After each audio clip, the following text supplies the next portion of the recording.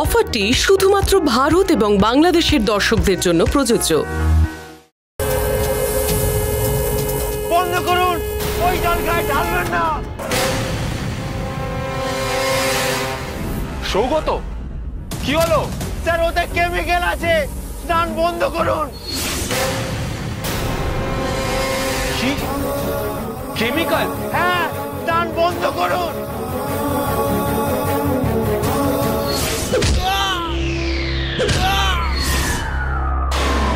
সৌগত,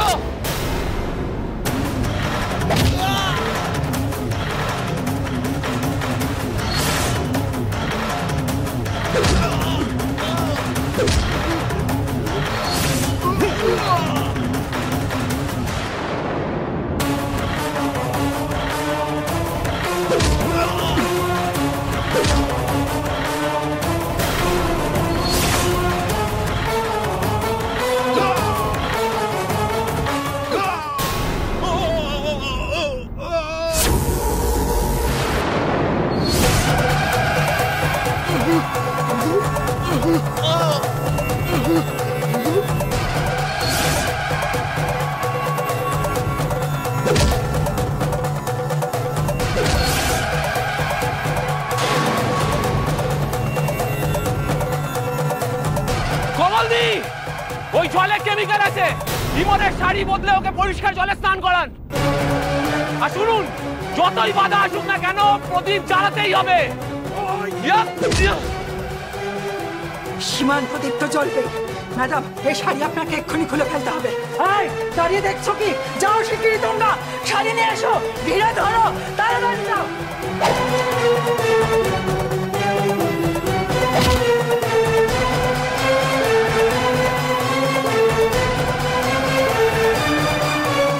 দাঁড়িয়ে দেখছিস কি?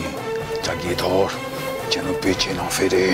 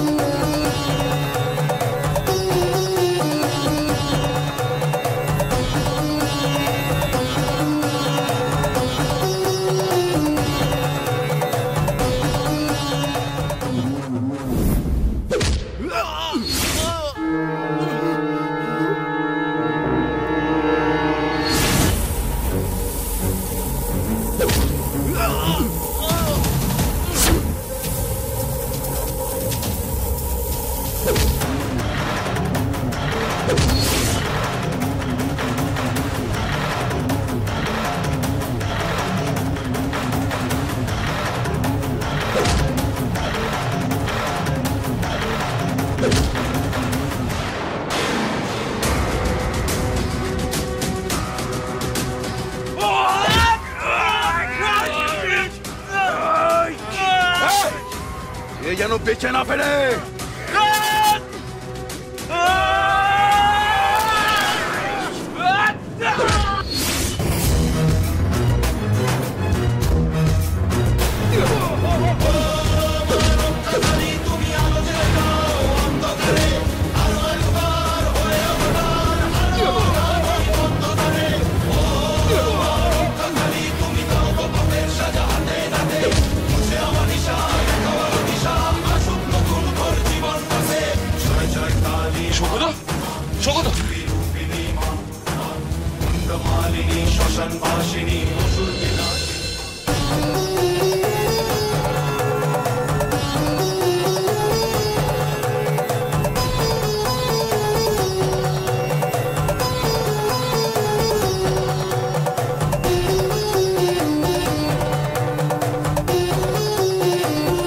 ভালোভাবে সীমান্ত প্রদীপ জ্বালিয়ে এসো, কোনো ভয় নেই। যাও।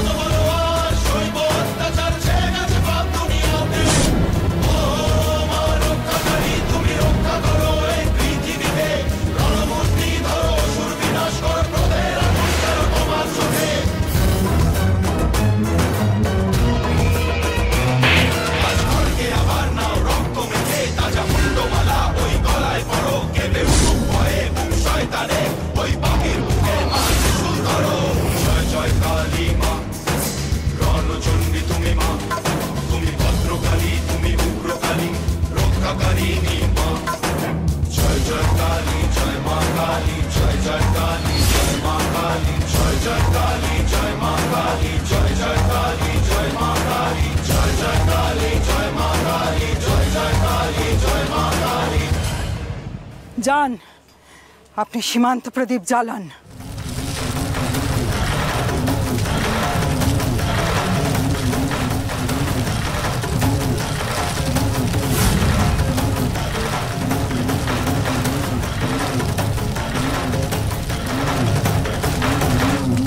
প্রদীপটা জ্বালান আপনি।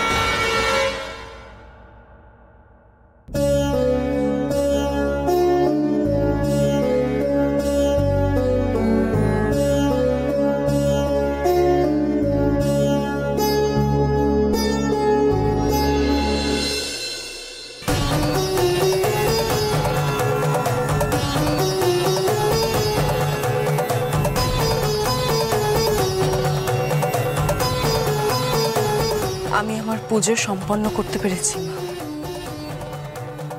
আপনার আশীর্বাদ আর ওই কমলদির সাহসের জোরেই আমি আমার মানত করা পুজো সম্পন্ন করলাম। ওই মহিলা কে তুমি জানো? কে? এই যে তোমার সংসার, যাকে ঘিরে তোমার জীবন, যে সংসারের মঙ্গলের জন্য তুমি এত কিছু করছো, সেই সংসারের কেন্দ্রে রয়েছেন তোমার স্বামী, তোমার সিঁথি সিঁদুর। আর তাকে কে জন্ম দিয়েছেন তুমি জানো? ওই যে উনি, তোমার স্বামীর মা।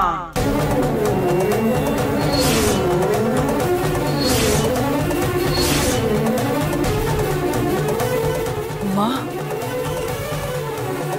কমলদি সোমের মা? আমার সোনা চাঁদের কণা, আমি যে তোর মা, কত যে দিন বয়ে গেল কাছে আসিস না। আমার সোনা চাঁদের কণা, আমি যে তোর মা, কত যে দিন বয়ে গেল কাছে আসিস না। এতক্ষণে আই গেস ইমন জ্বলে পুড়ে ছারকার হয়ে গেছে। What do you think? আমারও সেটাই মনে হয়, কিন্তু ফোনটা এখনো আসছে না কেন সেটাই ভাবছি।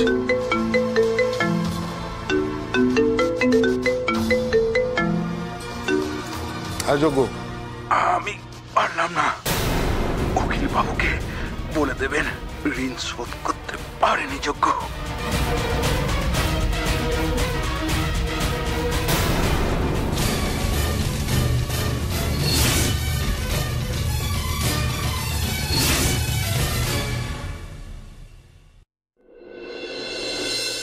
ভালো দিদা, তুমি কি করে ত্রিশূলটা তুললে? তোমার কষ্ট হয়নি?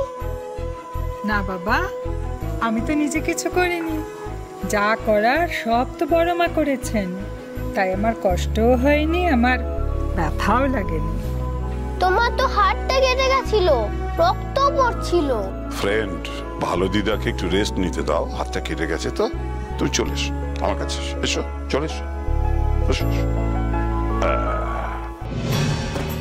যতক্ষণ না বিষয়টা স্পষ্ট করে জানতে পারছি, আমার কিছুতেই ঘুম আসবে না। কমলদি,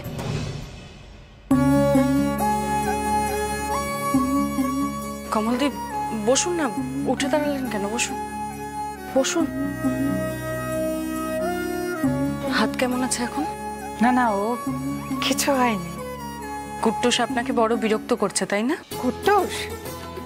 না না, ও আমাকে একটুও বিরক্ত করে না। এটা খান, খান।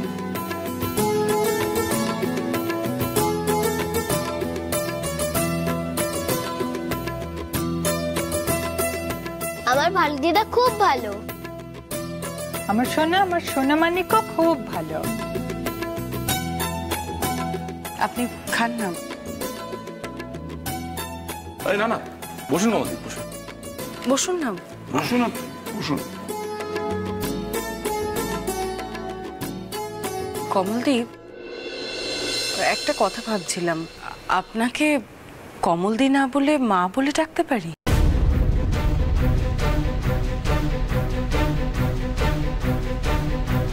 না না, আপনি আমাকে মা বলবেন কেন? আমি তো এবারে কাজ করি, কাজের লোককে কেউ মা বলে? আপনি ইমনকে নতুন জীবন দিয়েছেন, আমার মনে হয় ইমনের আপনাকে মা বলেই ডাকা উচিত। আমার সোনা চাঁদের কণা, আমি যে তোর মা, কত যে দিন বয়ে গেল কাছে আসিস না।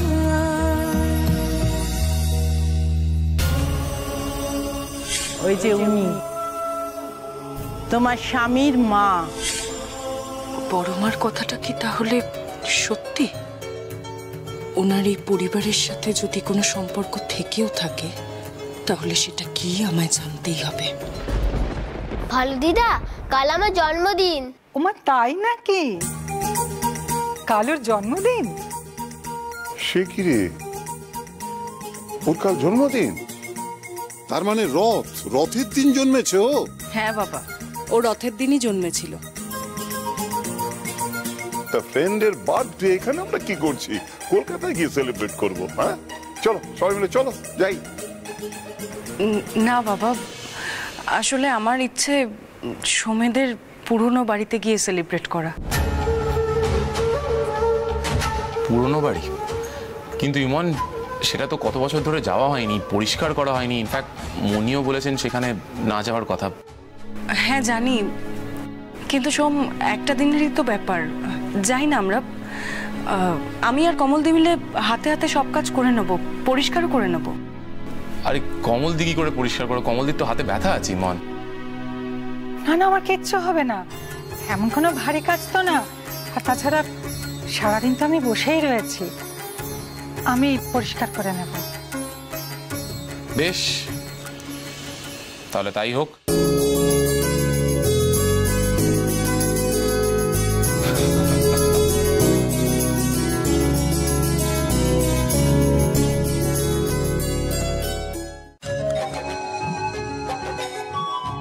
তুমি কিন্তু বলেছিলে তুমি হেরে গেলে আমায় আইসক্রিম কিনে দেবে।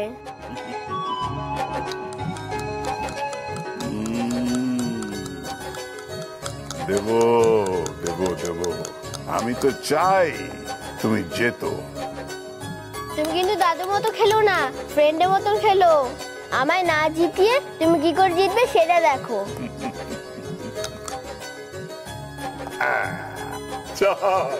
পাকা গুটিটা খেয়ে নিয়ে এবার। এক দুই তিন চার দিলাম। বলো বলো বলো। বলছিলাম আমি যাচ্ছি স্যার। কোথায় যাচ্ছ? কলকাতায়? হ্যাঁ স্যার। কেন, কোনো প্রবলেম হলো? প্রবলেম মানে স্যার, আমি আপনার কাছ থেকে ছুটি চাই স্যার। আমি আর এই কাজ করতে চাইছি না। সে কি, ছেড়ে দিতে চাও? কেন, কেউ কি কিছু তোমায় বলেছে? না স্যার, আসলে আমি এতগুলো বছর আপনার কাছে কাজ করছি, আমি কতটা বিশ্বাসী সেটা আমি যেমন জানি, আপনিও তো সেরকম জানেন। এখন সেই সম্পর্ক, এই সুসম্পর্কটা এক নিমেষে আমার ছেলে কৌস্তব মাটির সঙ্গে মিশিয়ে দিল। এত কিছুর পরে আমি আর কি করে থাকি স্যার, বলুন তো এখানে? দেখো, কৌস্তব যেটা করেছে সেটা ওর অন্যায়, সেই দায়টা তুমি নিতে পারো না। ওই অপদার্থ ছেলের জন্য তুমি আমাদের ছেড়ে চলে যাবে? অবনী, তোমাকে বিশ্বাস করি আমি। স্যার, এটা আপনার মনের কথা, আপনার মহানুভবতা, কিন্তু বাইরের লোকগুলো যখন এটা জানতে পারবে তারা তো বলবে বাপ বেটা একসঙ্গে দলে ছিল। না স্যার, আমি তো এটা কিছুতেই মেনে নিতে পারবো না। আপনি আমাকে ছেড়ে দিন, আমি চলে যাই। এসব কি বলছে অবনী কাকা? এই যে ইমন, ইমন দেখ দেখ দেখ দেখ, অবনী কি বলছে দেখ, আমাদের ছেড়ে চলে যাবে। মানে কেন? দেখ দেখ, বল বল। অবনী কাকা, এসব কি বলছো তুমি? এইসব চিন্তা প্লিজ মাথা থেকে বার করো। দেখো, আমি বাবা দুজনেই তোমাকে ভীষণ বিশ্বাস করি, আর বাবার পর তুমি আমাকে আগলে রেখেছো অবনী কাকা। এসব চিন্তা মাথায় আনো না প্লিজ। না ইমন, না। কৌস্তব যা করেছে এটা আমি মেনে নিতে পারছি না, কিছুতেই মেনে নিতে পারছি না। এই কথাটা যখন আমার মাথায় আসছে না, আমার কিরকম অস্থির অস্থির লাগছে, ভীষণ অস্থির লাগছে। খালি খালি ভয় হচ্ছে যে বাইরের মানুষগুলো তো এরপরে আমার দিকে আঙুল তুলবে। একটা সময় আসবে যখন তোমরাও হয়তো সেই কথাই ভাববে যে আমারও দোষ ছিল।